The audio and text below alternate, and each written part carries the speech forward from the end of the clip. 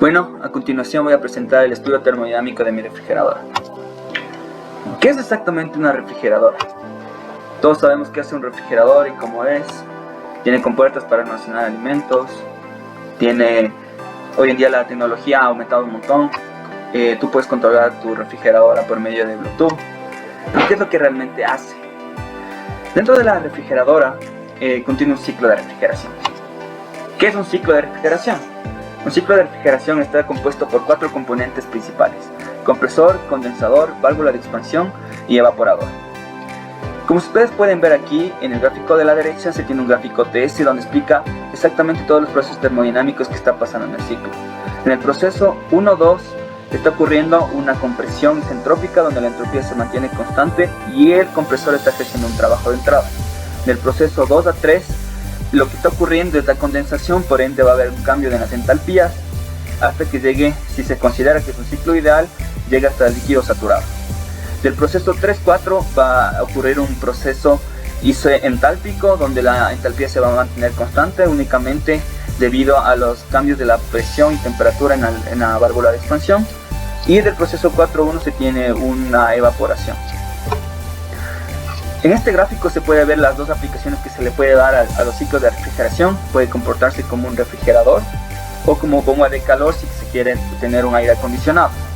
En la parte de acá se puede tener una idea de cómo funciona o cómo está acoplado el ciclo de refrigeración en el refrigerador.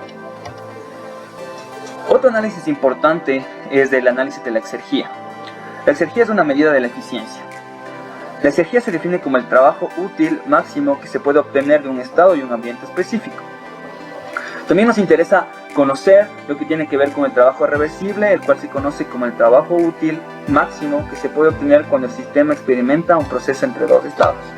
A continuación se pueden ver algunos casos de procesos donde la entropía tiene mucha importancia, como es el bombeo de agua de un lugar a otro, donde se puede representar como energía potencial, en el calentamiento de un huevo, en el aprovechamiento energético de una hélice que mueve un generador y genera energía eléctrica por medio del movimiento del viento, el calentamiento de una casa por medio de una resistencia eléctrica, en sistemas mucho más complejos como es un refrigerador.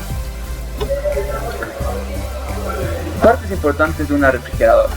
Las partes importantes en el caso de mi refrigeradora es en el punto 1 donde está el express space, donde se almacenan todo lo que son pizzas, burritos. En el punto 2 los door bins se almacenan alimentos mucho más pequeños que necesitan refrigeración.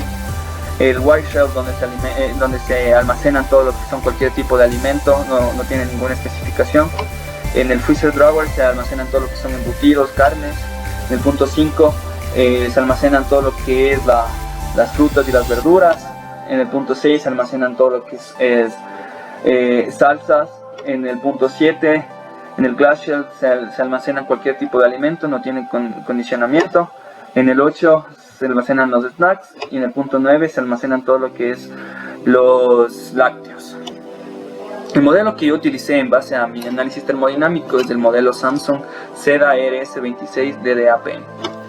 Como ustedes pueden ver aquí ya se tiene una imagen real de cómo es el sistema de enfriamiento, donde están las verduras, los alimentos, tiene un dispensario de agua. Pero en más detalle aquí se puede observar cómo está configurado el compresor y el condensador, el cual utiliza un fan cooling, que es básicamente un ventilador para enfriar. Y los aspectos técnicos importantes: la temperatura óptima de enfriamiento es 3 grados centígrados, la temperatura y presión de trabajo es 25 grados y 0.71 atmósferas, que son presión atmosférica en Quito. Se utiliza un refrigerante R134A, el modelo del compresor es del MK183CS2U, tipo de motor es del RSR y utiliza 115 voltios 60 Hz. En la sección de cálculos, los datos tomados por el fabricante, se tomó todos los datos tomados a partir del fabricante del compresor, que es Samsung, donde te otorgó la temperatura de evaporación, que es menos 23 grados, la temperatura de condensación, que es 54.4 grados, la presión de trabajo del evaporador y del condensador, que es 200 kilopascales y 1400 kilopascales respectivamente. y además se contiene el trabajo de entrada, que es 187 watts. Aquí se puede ver un screen más específicamente cómo se sacaron los datos del fabricante, donde aquí se puede ver todas las propiedades que nos está dando a partir de las condiciones de array, donde además de las temperaturas de evaporación y condensación, te otorga también las temperaturas de sobrecalentamiento a la salida del evaporador y las temperaturas de subcooling a la salida del condensador. En esta gráfica nos basamos para sacar las presiones en el condensador y el evaporador respectivamente a partir de la temperatura a la cual está operando cada uno de estos. ¿Qué suposiciones se hicieron? Para los cálculos se suponieron que en todo el proceso se lleva en condiciones de estado estable, los cambios de la energía cinética y potencial son despreciables, el proceso de compresión se asume que es disentrópico, el proceso de la válvula de expansión se asume que es disentálpico, se considera que todas las temperaturas otorgadas por el fabricante son tomadas a nivel del mar. A continuación se va a comentar un poco más sobre esto. En el grano del problema, algo muy importante que se debe considerar al momento de sacar todos los datos presentes es la temperatura de sobrecalentamiento a la salida del evaporador, ya que al haber una temperatura de sobrecalentamiento, lo que va a hacer es aumentar la temperatura del evaporador y obviamente habrá que sumarle las 32.2 grados de sobrecalentamiento que hay aquí y operar con esta temperatura. Lo mismo en el subcooling.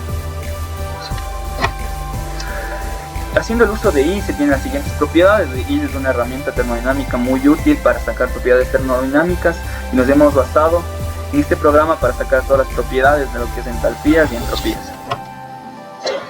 Luego se realizó un balance de masa en el evaporador, en donde se consideró que las condiciones de estado estable, en donde el flujo másico no va a cambiar durante todo el ciclo de refrigeración.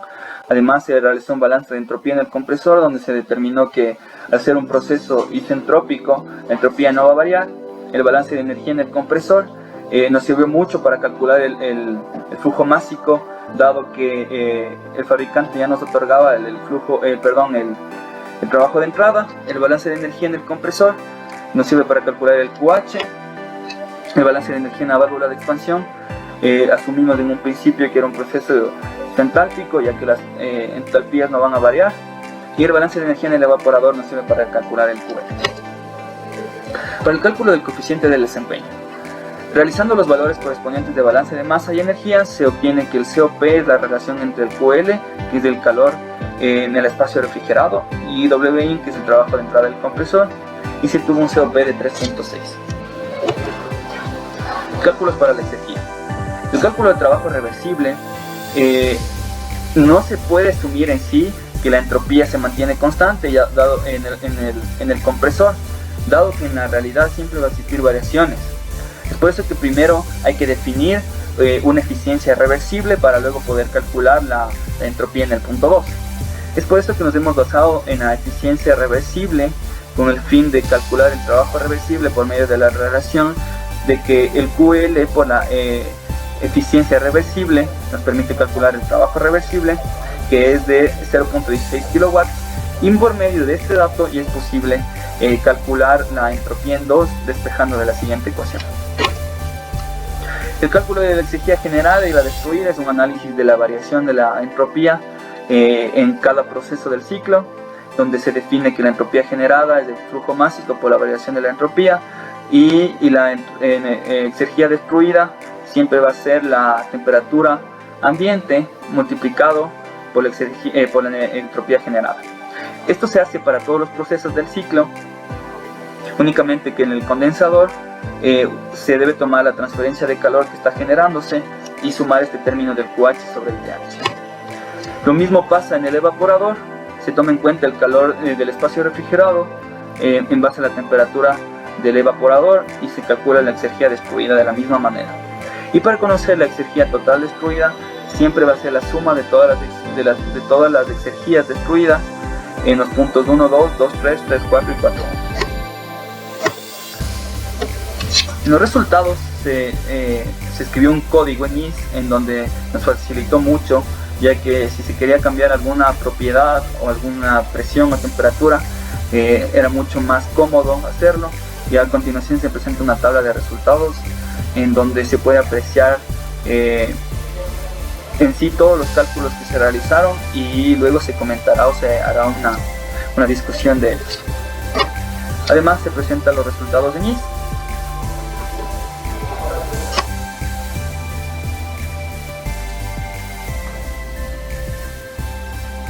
Las principales razones por las cuales se destruye la exergía en la refrigeradora son debido a las irreversibilidades. Las irreversibilidades en un ciclo de refrigeración vienen dadas, por ejemplo, en el compresor debido a la fricción, la transferencia de calor, lo que se da en el condensador y en el evaporador, lo cual al transferir calor en el ambiente puede generarse pérdidas de calor, lo cual afecta el funcionamiento correcto del ciclo. Por ejemplo, también en la válvula de expansión se pueden dar pérdidas por carga. Todos estos vienen representados en destrucción de la exergía en la refrigeradora. Por otro lado, cuando nosotros aperturamos la puerta de la refrigeradora, lo que en realidad estamos haciendo es interrumpir el ciclo de enfriamiento, lo cual quiere decir que el compresor tiene que trabajar de 3 a 4 minutos extra para volver a compensar la temperatura que tenía un inicio la refrigeradora, lo cual se ve traducido en consumo energético. Si decimos que la refrigeradora consume entre 150 y 250 kilovatios hora anuales, el consumo energético debido al aperturamiento de la refrigeradora es alrededor de un 10%, lo cual podemos decir que es muy importante considerar. Por otro lado, hay que mencionar que las condiciones a las cuales se tomaron todos los datos para hacer el análisis termodinámico fueron las condiciones ARRAE, las cuales nos dicen que están tomadas a 1 atmósfera y 32 grados centígrados. Aquí en Quito, la temperatura y la presión atmosférica son menores, por ende puede generarse variaciones en las presiones de trabajo y temperatura de todo el ciclo, lo cual puede verse afectado en variaciones del COP. Pero en términos de un análisis global o general, se tomaron estas condiciones dado que nos daba el fabricante y fueron mucho más cómodo trabajar con estos datos. Muchas gracias.